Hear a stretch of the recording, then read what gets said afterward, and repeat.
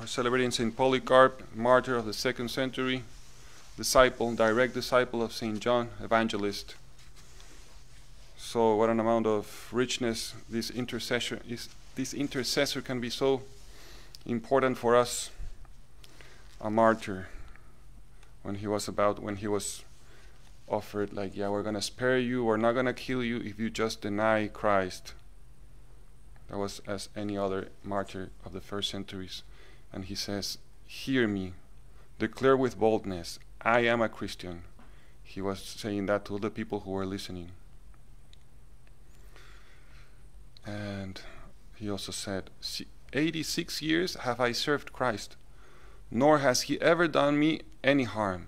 How then could I blaspheme my King who saved me?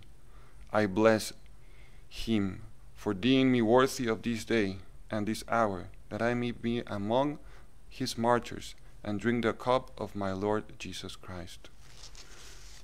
What is the Lord telling us as we step into the desert with him in Lent? He's telling us, I bear the cross for you. Will you please bear your own cross for me and for the church? What are your little your little crosses, your little pains and sufferings? What about accepting them, kissing them, loving them, embracing them, so we can accept the path to glory? What about being martyrs in daily life? People filled with love for God and others, strong in love. Okay, but where are going to take this love from? Which is the source of this love? And Jesus is saying, I'm going to teach you how to pray so you can be filled with love. In praying, say it like this, Our Father. But be aware that who is your Father? That's the first word of the prayer. Our Father. If you stay only with those two words, you can stay a couple of hours meditating. What does that mean? What does it mean, our? Our is what? These people here, my family, the people in the chapel, the people in my job. Or you can expand that circle, all nations, all religions. Which is the our? And you can go back into the centuries, and you can include the saints on the past, and you can include Polycarp in that our Father, and you can include Mary and the angels in that our Father. And then you go to Father. What does it mean, Father?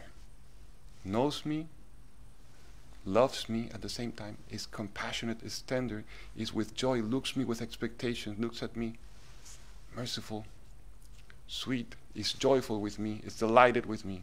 And you can see the image of the mother and the human mothers and fathers, and you can have an intuition of what does it mean, a father. So you start with that, he says. The Father knows what you need before. So always the Father loves you first and knows you first. So you enter into that space with that kind of serenity and openness. You have nothing to prove. You have nothing to do to deserve that love.